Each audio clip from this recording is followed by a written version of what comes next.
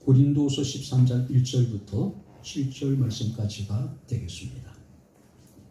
내가 이제 세 번째 너희에게 가리니 두세 증인의 입으로 말마다 확증하리라.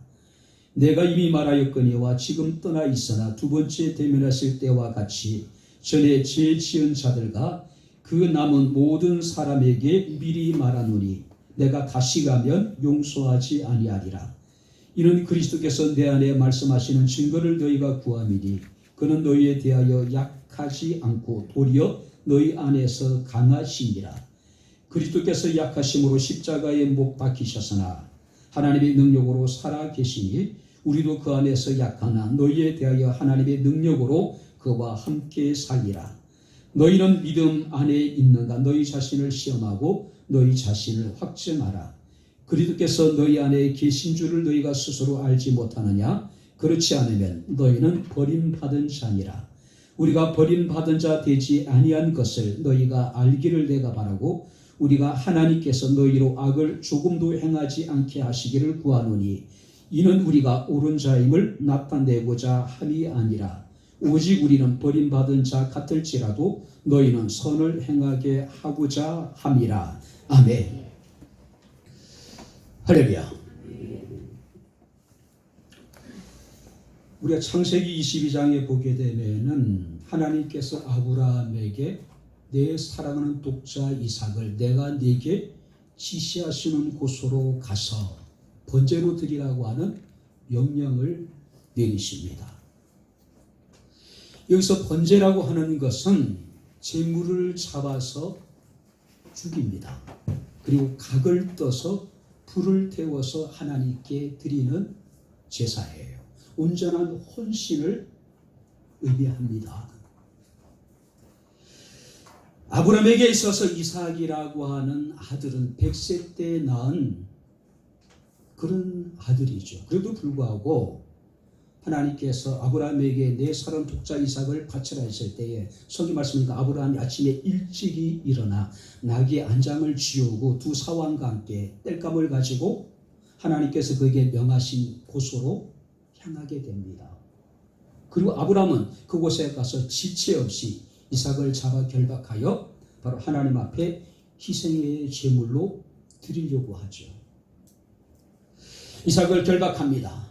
제단 위에 올려놓습니다. 그리고 죽이기 위해서 칼끝을 이삭에게 향할 때에 하나님께서 주의 천사를 통해서 그의 아이에게 손끝도 대지 말라고 말씀하십니다. 그래서 말씀하시기를 내가 내 독자까지 내게 아끼지 아니하였으니 내가 이제야 나를 경외하는 줄 알았노라고 말씀하고 있음을 우리가 보게 됩니다. 이 사건은 아브라함의 일생에 있어서 굉장히 중요한 의미를 가지고 있는 사건이에요. 하나님께서 사랑하는 독자를 통해서 아브라함의 믿음을 하나님께 테스트하신 거예요. 그리고 하나님의 결과는 뭡니까? 합격이에요. 그 이후에 아브라함의 삶은 그야말로 흔히 말하는 만사 형통한 삶을 살게 됨을 우리가 보게 됩니다. 오늘 하나님이 우리의 믿음을 오늘 이 시간 시험하신다면, 테스트하신다면 여러분들의 믿음의 시험의 결과는 어떤 결과를 우리가 받을 수 있을까? 우리 자신 한번 돌아볼 수 있는 그런 시간이 되어졌으면 좋겠습니다. 자, 오늘 본문에 나오는 이 고린도 교회는 여러 가지 심각한 문제를 가지고 있었습니다. 교회 내에는 자신들이 누구에게 세례를 받았냐에 따라서 아볼로파다, 게바파다, 바울파다, 교회 안에 파당이 존재하기 시작했습니다. 뿐만 아니라 부도덕한 일들이 발생하기도 했고 영적인 교만에 사로잡히기도 했고 또 기본적인 기독교 교리를 흔드는 이단 사상들이 침투했습니다. 뿐만 아니라 거짓 교사들이 나타나서 고린도 교회 성도들을 미혹했습니다. 자, 이 거짓 교사들은요, 바울의 사도적 권위를 무시했고 부정했고 더 나아가서 바울은 사도가 아니라고 하는 주장까지 이르게 됩니다. 자, 그러다 보니까 이 고린도 교회 성도들조차도 바울의 사도직에 대해서 심각한 의문을 가지고 시작한 겁니다. 그래서 우리가 성경 말씀을 보시기 바랍니다. 자, 3절 말씀을 우리 다시 한번 우리 3절 말씀을 우리 다시 한번 같이 읽겠습니다. 이는 그리스도께서 내 안에 말씀하시는 증거를 너희가 구함이니 그는 너희에 대하여 약하지 않고 도리어 너희 안에서 강하시니라. 그리스도께서 내 안에 말씀하시는 증거를 너희가 내게 구했다는 얘기는 뭡니까? 고린도 교회 성도들이 바울이 선포하고 있는 그 말씀이 하나님에게서 나온 것인지 우리가 어떻게 알겠느냐? 그 증거를 보여달라는 이야기예요. 고린도 교회 내 거짓 선지자들의 이 역할은요, 바울이 생각했던 것보다도 훨씬 더 심각했습니다. 그래서 우리가 고린도서 11장 13절 말씀을 보게 되면은 그들은 거짓 사도요, 속이는 일꾼이요, 자기를 사도로 가장하는 자들이라고 이야기하고 있습니다. 자, 자기를 자랑하는 자들, 자기를 교회 앞에서 세우려고 하는 자들, 교묘한 말로 성도들을 미혹하는 사람들이었고 그들은 자칭 사도였다는 이야기예요. 자, 고린도 교회가 겪고 있는 혼란은 말로 표현할 수 없을 정도였습니다. 자, 그런데 이런 상황 속에서 바울은 세 번째 고린도 교회를 방문할 계획을 가지고 있었다는 겁니다. 자, 그래서 이제 오늘 고린도 후서를 통해서 바울은 이 고린도 교회 성도들에게 뭐라고 얘기냐면은 만일 그들이 계속해서 회개치 아니하고 악을 행하면은 내가 세 번째 고린도 교회를 방문했을 때 내가 그들에 대해서 그냥 두지 않겠다. 굉장히 엄숙하게 경고하고 있는 거예요. 자, 하나님은요, 모든 사람에 대해서 오래 참으십니다. 기다리십니다. 우리가 돌이켜 돌아오기를 하나님께서는 간절히 원하고 계십니다.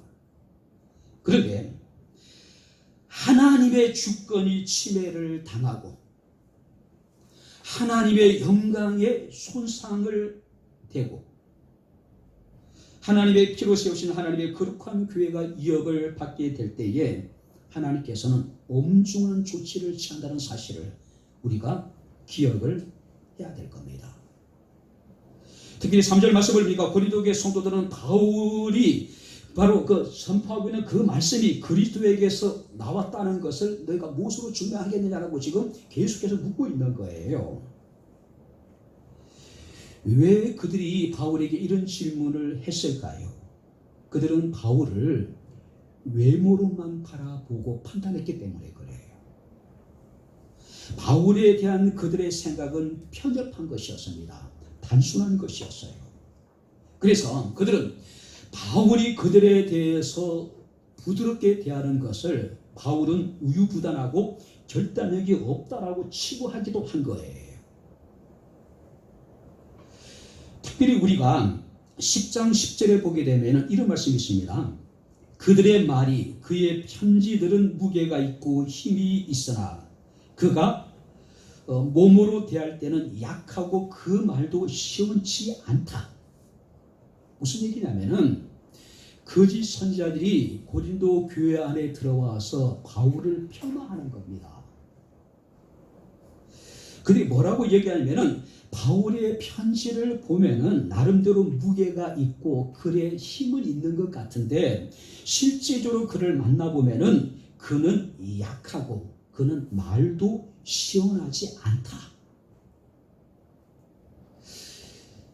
이 고린도는 지금 그리스입니다.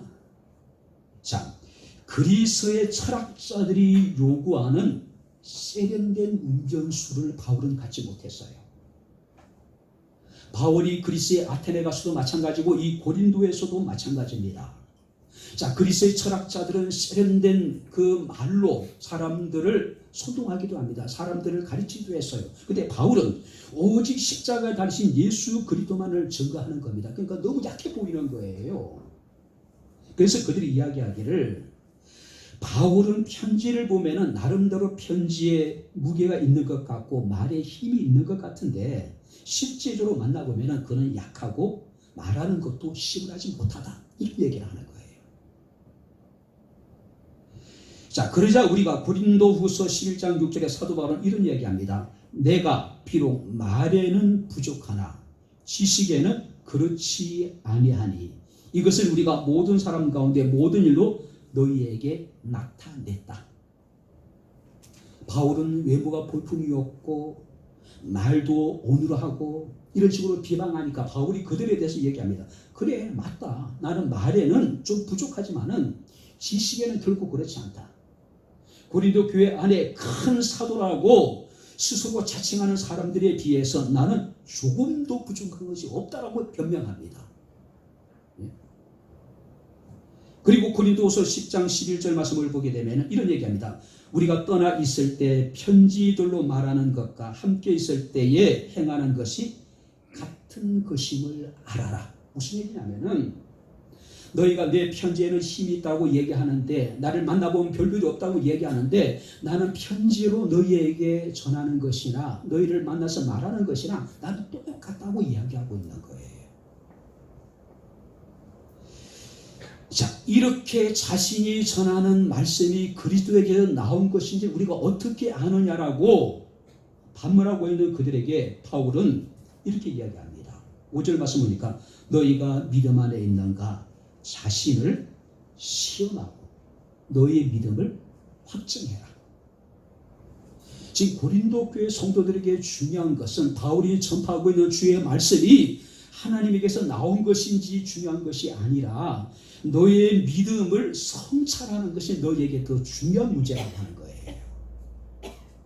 특별히 바울은 자신의 믿음을 시험하라고 이야기합니다. 시험하라는 얘기는 계속적인 동작을 명령하는 거예요. 무슨 얘기냐면은 너희가 어떻게 그리스도인이 되었는지, 그리스도인에서 너희가 어떤 삶의 변화를 경험했는지, 너희가 정말로 그리스도를 믿는 믿음 안에 살아가고 있는지 계속해서 너희 자신을 성찰하라니, 시험하라니, 테스트하라는 이야기예요.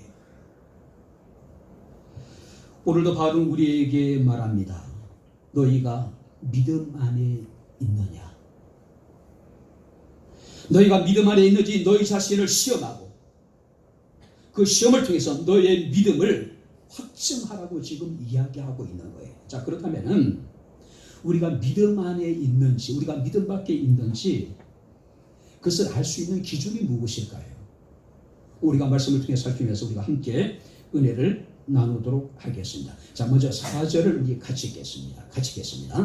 그리스도께서 약하심으로 십자가에 못 박히셨으나 하나님의 능력으로 살아 계시니 우리도 그 안에서 약하나 너희에 대하여 하나님의 능력으로 그와 함께 살리라. 그리스도를 죽은 자 가운데 다시 살리신 하나님의 능력을 우리가 믿느냐 믿지 않느냐. 그리스도를 죽은 자 가운데 다시 살리신 하나님의 능력이 우리의 삶 가운데 나타나고 있느냐 나타나고 있지 않느냐,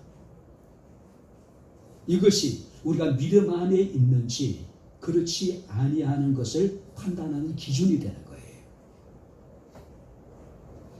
특별히 여기 말씀 보니까 그리스도께서 약하심으로 십자가에 못 박히셨다고 이야기합니다. 그러나 하나님의 능력으로 그가 살아계시다라고 이야기해요. 자, 여기서 약하다라고 하는 것은 육체적인 나약함이나 정신적인 무기력함을 말하는 것이 아닙니다.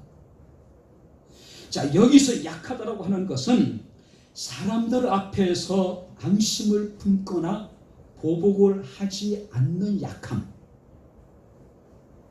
자, 여기서 약함이라는 것은 하나님의 뜻에 대한 절대적인 복종하는 약함. 자, 여기서 약함이라는 것은 당연한 권리를 포기하는 약함을 말하는 것이고, 더 나아가서 포기할 수 있는 권리까지도 포기하는 약함이라고 이야기하고 있는 거예요. 사람들이 보기에는 무기력해 보이고 사람들이 보기에는 한없이 약해 보일 수밖에 없는 거죠. 그런데 믿음을 통해서 우리가 이것을 바라보지 않으면 이해할 수 없는 거예요. 빌립보서 2장 말씀을 보니까 너희 안에 이 마음을 품으라. 곧 그리스도 예수의 마음이라고 이야기하고 있습니다. 그는 근본 하나님의 본체시나 하나님과 동등됨을 취할 것으로 여기지 아니하시고 오히려 자기를 비어 사람들과 같이 되셨고 사람의 모양으로 나타나사 자기를 낮추시고 죽기까지 복종하셨으니 곧 십자가에 죽으시면 바로 이것이 그리스도의 약함이라고 표현하고 있는 거예요. 그런데 분명히 그리스도는 사람들의 보기에 한없이 약했고 사람들의 보기에 무기력한 분이셨습니다. 그런데 이러므로 하나님이 그를 지극히 높여 모든 이름 위에 뛰어난 이름을 주셨다. 할렐루야. 바로 우리에게 이야기합니다. 너희가 믿음 안에 있는가 너희를 시험하고 너희의 믿음을 확증하래요. 첫 번째가 뭡니까? 우리가 온전한 하나님의 능력을 믿고 있느냐. 그 하나님의 능력은 그리스도를 죽은 자 가운데서 다시 살리신 능력을 말하는 겁니다. 그리스도께서 약한 모습으로 십자가에 못 박히셨으나 하나님의 능력으로 그가 살아나셨다. 이것이 우리가 믿는 복음의 핵심입니다. 그래서 바울은 이 진리에 입각해서 자기 자신이 주와 함께 살고 있다라고 지금 고백하고 있습니다. 자, 고린도 후서를 쓰기 전에 바울은 이전에 고린도 교회를 방문을 했어요. 자, 그런데 그 고린도 교회를 방문했을 때에 바울은 자기 자신의 권위를 고린도 교회 성도들에게 확증시켜 주지 못한 것을 약함이라고 인정을 해요. 그리고 사람들은 그것을 바울이 약하다고 바울을 무시하고 바울의 사도직을 부정하고 의심해요. 그래서 그들이 이야기합니다. 네가 전하고 있는 그 말이 그리스도에게서 나온 것이니 우리가 어떻게 하느냐 증거를 우리에게 보이라고 이야기하고 있는 거예요. 그런데 바울이 얘기합니다. 바로 우리가 그리스도를 죽은 자 가운데 다시 살리신 하나님의 능력을 우리가 믿는다. 나 역시도 비록 약하지만은 그리스도를 다시 살리신 하나님의 능력으로 내가 강하게 되었다라고 지금 이야기하고 있는 거예요. 오늘 우리는 하나님의 능력을 믿는 사람들입니다. 할렐루야. 그는 말씀으로 천지를 창조하신 하나님이에요. 오늘도 그는 살아계셔서 우주 만물을 주관하시며 이 땅의 모든 역사를 하나님께 섭리하시는 하나님이셔요. 그런데 우리가 하나님의 능력, 이 믿음의 능력을 결코 기적이나 그것이 마술적일 필요는 없다는 이야기예요. 무슨 얘기냐면은 여기서 말하는 하나님의 능력이라고 하는 것은 우리가 주를 믿고 온전히 주님을 사랑함으로 우리가 살아가게 될 때에 우리의 삶에 찾아오는 어떤 변화가 있다면은 그것이 하나님의 능력입니다. 그것이 하나님의 우리가 말하는 믿음의 능력이라고 이야기할 수 있는 거예요. 바울은 고린도 교회 성도들에게 고린도전서 12장에 수많은 다양한 은사들에 대해서 이야기를 합니다. 그리고 고린도전서 12장 마지막 절에 보게 되면은 너희는 더욱 큰 은사를 사모하라고 이야기하고 있어요. 12장에 나타나 있는 수많은 은사들을 고린도 교회 성도들에게 열거하고 난 다음에 너희는 이것들보다도 더욱 큰 은사를 사모하라고 이야기합니다. 그리고 13장에 가면은 바로 무엇이 등장합니까? 사랑이 등장해요. 내가 사람의 방과 천사의 말을 할지라도 사랑이 없으면 소리나는 구리와 울리는 꽹과리가 되고 내가 예언한 능력이 있어 모든 비밀과 모든 지식을 알고 또 산을 옮길 만한 모든 믿음이 있을지라도 사랑이 없으면 아무것도 아니요. 내가 내게 있는 모든 것으로 구제하고 또 내 몸을 불사르게 내어줄지라도 사랑이 없으면 내게 아무 유익이 없다라고 이야기하고 있는 거예요.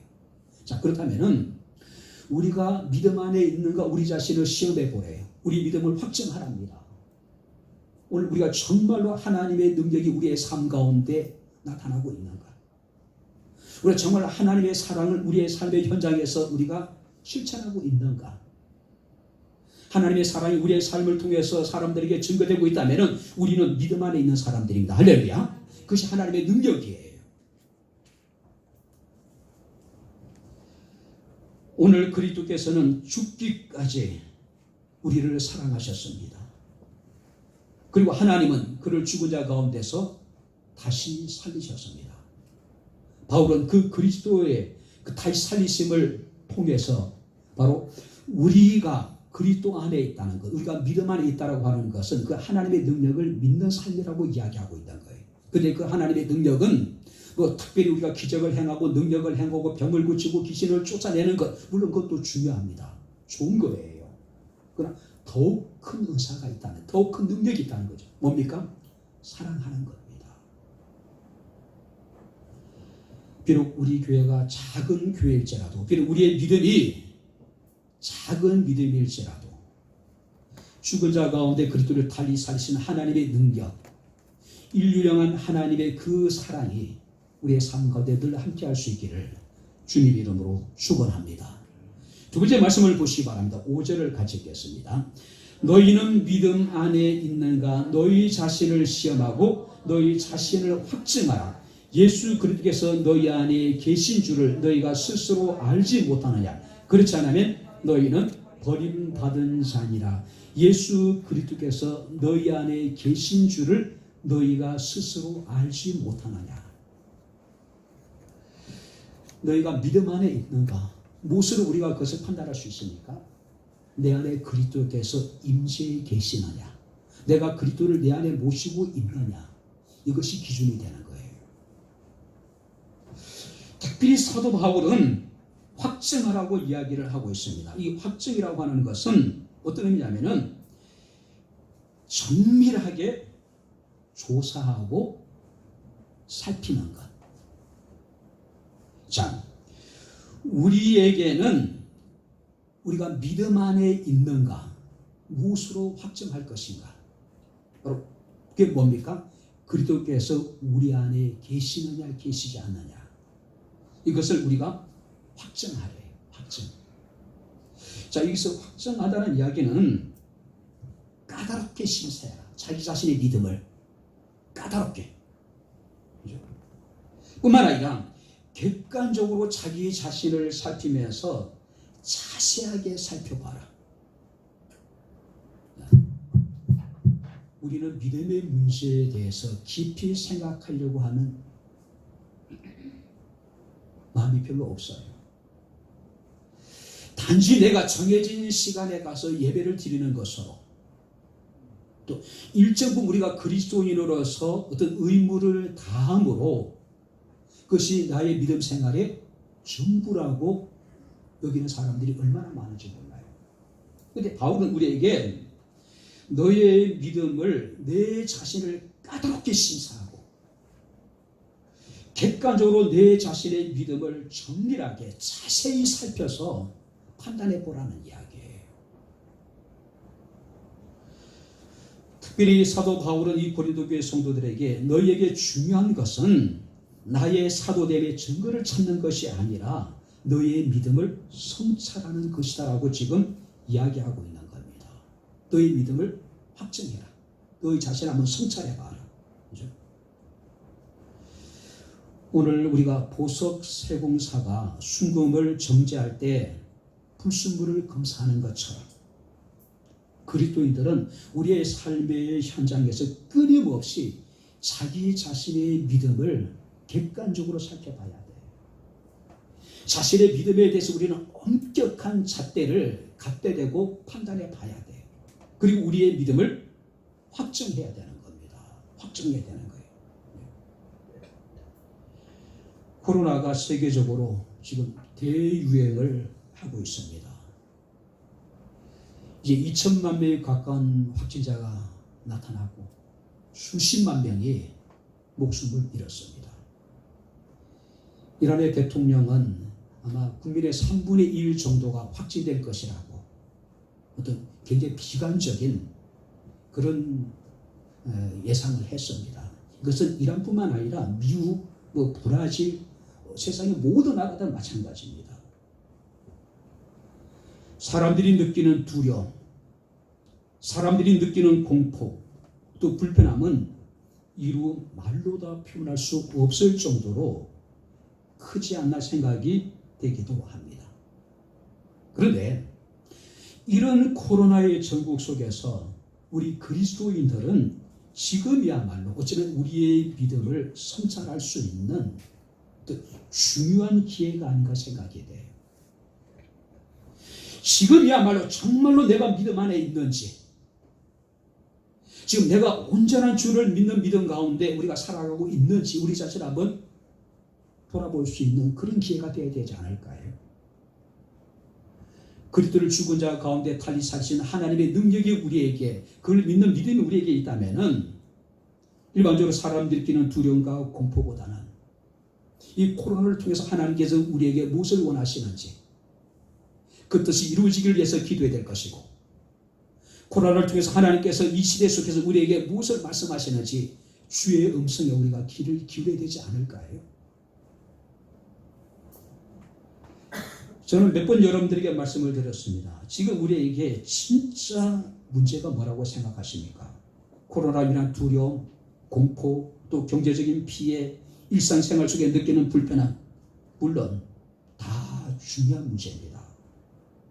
그러나 진짜 심각한 문제는 우리의 믿음의 문제예요. 정말로 내 안에 믿음이 있는가? 내가 정말로 믿음 안에 거하고 있는가? 내가 정말로 그리스도를 죽은 자 가운데 다시 살리신 하나님의 능력을 믿는 믿음 가운데 내가 살아가고 있는가? 코로나를 통해서 우리의 믿음이 확정되어야 되지 않을까요? 하나님 우리에게 말씀하십니다. 정밀하게 조사하고 자세히 살펴보라고 이야기하고 있는 거예요. 정말로 내가 믿음 안에 있는지 한번 살펴보라는 이야기예요. 그리고 우리의 내가 믿음 안에 있다는 것을 사람들에게 하나님 앞에 확증시키라는 이야기예요. 나에게 정말 참된 믿음이 있기나 있는 것인가? 내가 정말 믿음 안에 있기는 있는 것인가? 내가 정말 믿음 안에서 행하고 있는 것인가? 여러분, 이 코로나 전국 속에서 여러분들의 믿음을 시험하고 여러분들의 믿음을 확증시켜야 될 책임이 우리에게 있는 거예요. 숙제가 우리에게 있는 거예요. 어떤 일을 만나도 하나님의 선한 뜻이 있다라고 하는 거 우리가 믿는 겁니다. 하나님은 모든 것을 합력하여 선을 이루신 분이라는 우리가 믿는 겁니다. 코로나 전국 속에서도 분명히 하나님의 뜻이 있을 것을 우리는 믿는 사람들이에요. 코로나가 우리를 두렵게 만들고, 코로나가 많은 사람들을 공포에 사로잡히게 만들고, 코로나로 인한 경제적인 피해가 눈둥이처럼 불어나고 일상의 모든 생활들을 완전히 뒤바꿔 놔버렸습니다. 많은 사람들이 이야기합니다. 인류 역사는 코로나 이전과 이후로 구분될 것이라고 이야기하고 있어요. 우리는 그런 시대에 살고 있는 사람들입니다. 아무리 우리의 현실이 암울하고 어렵고 힘들더라도 우리의 믿음을 시험하고 죽은 자 가운데 그리스도를 다시 살리시는 하나님의 능력이 우리의 삶 가운데 함께함으로 인하여서 우리의 믿음이 많은 사람들에게 또 하나님 앞에 확정될 수 있는 그런 믿음이 될 수 있기를 주 이름으로 축원합니다. 뿐만 아니라 5절 말씀에 뭐라고 이야기하냐면은 예수 그리스도께서 너희 안에 계신 줄을 너희가 스스로 알지 못하느냐. 마지막 기준이 뭐냐면은 그리스도께서 내 안에 계시느냐 그렇지 않느냐. 자, 너희 안에 계신다라고 하는 의미는 어떤 의미냐면은 예수 그리스도와 끊임없는 교제 가운데 있느냐. 그러니까 단지 우리가 정해진 시간에 순서에 따라서 주님 앞에 나와 예배하는 것이 아니라 우리의 삶의 일상생활 속에서 끊임없이 그리스도와 교제하고 있느냐 없느냐. 오늘 바울은 고린도 교회인들이 예수 그리스도께서 자신 안에 계신다는 사실을 인정하고 또 알아야 한다는 사실을 의무문을 사용해서 지금 강조하고 있는 겁니다. 우리 그리스도인들은 예수로 충만한 사람이 되어야 돼요. 왜냐하면 5절에 뭐라고 얘기합니까? 만약에 예수가 내 안에 계시지 아니하면 우리는 하나님께 버리운 자라고 이야기를 해요. 자, 여기서 버림을 받았다라고 하는 것은 믿음의 실패자요, 믿음의 시험에 불합격한 자요, 영원한 멸망에 던져질 자라고 하는 의미가 포함되어져 있는 거예요. 오늘 바랍니다. 그가 내 안에, 내가 그 안에 거하는, 바로 믿음 안에 거하는 우리의 삶이 될 수 있기를 주 이름으로 축원합니다. 게르케고르라고 하는 사람이 어린 시절을 회고하면서 이런 이야기를 합니다. 어느 날 그가 아버지와 함께 강가에 놀러 갔습니다. 강에 들어가서 그는 아버지에게 자신이 멋지게 수영하는 모습을 보이고 싶었던 거예요. 그리고 아버지에게 손을 대면서 아버지 저를 좀 봐주세요. 그리고 멋진 폼을 가지고 수영을 합니다. 그런데 실제적으로 그는 수영을 하는 것이 아니라 게르케고르의 두 발은 땅바닥을 딛고 있는 거예요. 그리고 아버지한테만 자신이 수영을 잘한다는 모습을 보여주기 위해서 상체마리가 막 흔드는 거예요. 게르케고르는 그런 얘기를 합니다. 예수를 믿는다고, 믿음이 있다고 말은 하지만 한 발로 땅을 딛고 물에 떠 있는 척하는 것이 아닌가. 뼈를 찌르는 그런 말이 아닌가요? 믿음 있는 것 같고 예수 안에 있는 것 같고 믿음 안에 우리가 거하는 것 같은데 실제적으로는 한 발로 땅을 딛고 물에 떠 있는 척 우리가 사람을 눈속임하는 겁니다. 수영을 할 줄 모르면서 헤엄치는 것처럼 보이려고 하듯이 믿음이 있다고 말하고 믿음이 있는 것처럼 행동하지만 실상 믿음이 없이 사는 모습은 아닙니까? 그래서 그는 이것을 시험되지 않는 믿음이라고 표현하고 있어요. 시험되지 않는 믿음이라고 표현하고 있는 거예요. 믿음이 있는 것처럼 하지만 실성한 믿음이 없는 거예요. 그러니까 이것은 시험되지 않는 믿음이기 때문에 시험이 닥치면은 금방 들통날 믿음이라는 거예요. 바울은 이런 사람들에 대해서 디모데후서 3장에 경건의 모양은 있으나 경건의 능력은 부인하는 자라고 이야기합니다. 믿음이 있노라 하고 믿음 안에 거한다 하면서도 믿음이 없는 사람들의 삶에 대해서 사도 바울은 디모데후서 3장에 자기를 사랑하고 돈을 사랑하고 교만하고 남을 비방하고 부모를 거역하고 감사하지 아니하며 거룩하지 아니하며 무정하고 원통함을 풀지 아니하며 모함하며 절제하지 못하며 사나우며 선한 것을 좋아하지 아니하며 배신하며 조급하며 자만하며 쾌락을 사랑하기를 하나님 사랑하는 것보다 더하며 이것이 믿음이 있노라 하고 믿음이 없는 사람들의 삶의 모습이라는 거죠. 그래서 바울은 디모데에게 경건의 모양은 있으나 경건의 능력은 부인하는 자들이니 너는 이 같은 자들에게서 돌아서라고 이야기합니다. 이런 자들에게서 떠나래요. 교회 안에서 만났기 때문에 다 믿음이 있는 사람이라고 다 믿음 안에 있는 사람이라고 생각해서는 안 된다는 이야기예요. 그렇죠? 믿음이 있노라고 하면서 믿음 안에 있다고 하면서도 그렇지 않는 사람들이 많이 있다는 이야기예요. 그런 사람들에게 사도 바울은 돌아서라고 이야기하고 있는 겁니다. 이제 말씀을 정리하도록 하겠습니다. 마태복음 15장 21절부터 28절에 보게 되면 제가 금요 기도회 때 전했던 말씀입니다. 자, 가나안 여인이 등장을 합니다. 이 여인에게는 사랑하는 딸이 있었는데 그 딸은 흉악한 귀신이 들렸어요. 아마 이 가나안 여인은 백방으로 그 딸을 고치기 위해서 노력을 했을 거예요.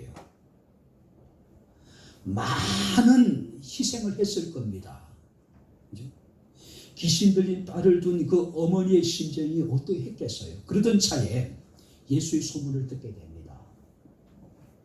그가 예수께서 두루와 시돈을 지나실 때에 그는 멀찍이 서서 예수를 향해서 외칩니다. 다윗의 자손이여 나를 불쌍히 여겨달라고 자신에게 몹쓸 흉악한 귀신인 딸이 있으니 그 딸을 고쳐달라고 주님께 간청을 하게 됩니다.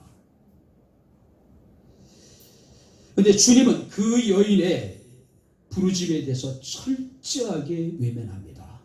아니 무관심해요. 그자 제자들이 참다 못해서 뭐라고 얘기합니까? 저 여인이 우리를 피곤하게 하니까 그 여인을 돌려보내소서. 그때 예수께서 뭐라고 말씀하십니까? 이스라엘의 잃어버린 양 외에는 내가 다른 데로 보내심을 받지 않았다라고 한마디로 그 여인의 청을 거절해버려요. 그때 이 여인이 포기하지 않습니다. 예수 앞에 달려나옵니다. 그리고 엎드려 절을 합니다. 계속 엎드려서 반복적으로 절을 해요. 그때 예수께서 뭐라고 말씀하십니까? 자녀들의 떡을 취하여 개들에게 던지는 것이 마땅하지 않다. 이 여인에게는 아무리 자기 자신이 흉악한 귀신인 딸을 둔 여인이지만은 정말로 모멸감을 느끼는 그런 말씀이에요. 근데 이 여인이 뭐라고 얘기합니까? 옳소이다만, 옳습니다. 나는 개와 같은 존재입니다. 이방 여인이니까요. 하지만 개들도 주인의 상에 떨어지는 부스러기를 먹지 않습니까? 이 여인은 포기하지 않습니다. 예수의 반응이 철저하게 무관심하고 자신의 청에 대해서 거절을 하고 모욕과 멸시를 주었음에도 불구하고 그는 더욱더 예수께 가까이 나간 거예요. 그때 예수께서 그 여인에게 뭐라고 말씀하십니까? 내 믿음이 그도다. 내 소원대로 될지어다라고 말씀하고 있습니다. 그 시로부터 그 가난안 여인의 딸이 깨끗하게 나음을 입었어요. 중요한 것은 주께서 그 가난안 여인의 믿음을 크다라고 인정을 하신 거예요. 자, 여기서 크다라고 하는 이 헬라의 단어는 메가스 피스티스라고 하는 단어를 사용합니다. 무슨 말이냐면은 이 여인의 믿음의 크기가 다시 말해서 메가톤급이라는 이야기예요. 메가라고 하는 단위는 100만 단위를 말하는 거예요. 무슨 얘기입니까? 비록 이방인 여인이지만은 흉악한 귀신들인 딸을 둔 비천한 여인임에도 불구하고 주님이 보실 때 그 여인의 믿음은 메가톤급의 믿음이란 이야기예요. 어떤 믿음입니까? 100만 톤급의 믿음이라는 거죠. 어마어마한 큰 믿음이란 이야기예요. 오늘 우리의 믿음은 어떻습니까? 조그마한 문제만 닥쳐도 우리는 뒤로 물러가 진율에 빠진 어리석은 자의 신앙을 우리는 답습할 때가 얼마나 많은지 모릅니다. 어떤 시련과 고난과 환난을 통해서 우리에게 닥칠지라도 그것들을 우리가 우리의 믿음을 확증할 수 있는 그런 기회로 삼을 수 있는 그런 우리의 삶이 되어야 되지 않을까요? 과연 나는 내 믿음이 확증된 믿음인지 아니면 시험되지 않는 확증되지 못한 시험인지를 우리 자신을 우리가 정말로 객관적으로 한번 우리의 믿음을 한번 돌아보라는 이야기예요.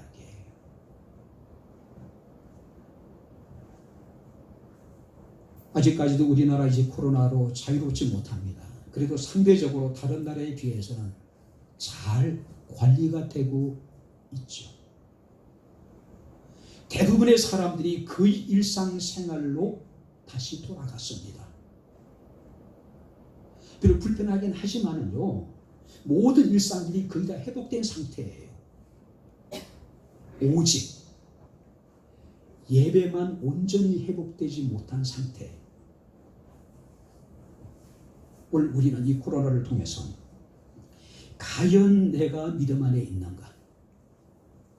우리 자신을 시험하고 우리의 믿음을 확증해야 될 책임이 내게 있는 거예요. 엘리야는 자기 백성들을 향해서 외칩니다. 너희가 어느 때까지 두 사이에서 머뭇거리겠느냐. 믿음의 결단을 촉구하고 있는 거예요.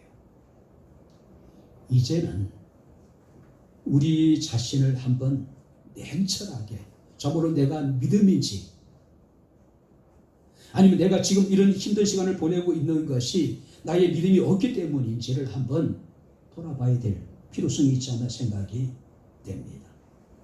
이제 믿음 안에 있는가? 11절 12절 말씀하니까 믿음 안에 있을 때 우리는 기뻐할 수 있고, 믿음 안에 있을 때 우리는 온전케 될 수 있고, 믿음 안에 있을 때 우리는 위로를 받으며, 믿음 안에 있을 때 우리는 함께 마음을 같이 할 수 있고, 믿음 안에 있을 때 우리 교회는, 우리의 가정은 평안할 수가 있을 겁니다. 뿐만 아니라 우리가 믿음 안에 있을 때 13절 말씀 보니까 주 예수 그리스도의 은혜가, 또 하나님의 사랑이, 성령님의 교통하심이 우리 가운데 함께 있게 될 것입니다. 마칩니다. 믿음 안에 있는가? 내 자신의 믿음을 시험하고 내 자신의 믿음을 확증하라고 이야기하고 있습니다. 묻습니다. 믿음 안에 있습니까? 이것에 대한 답은 여러분들이 스스로가 우리가 하나님 앞에서 해야 될 그런 답이 아닌가 생각이 됩니다. 기도하겠습니다. 참 좋으신 나의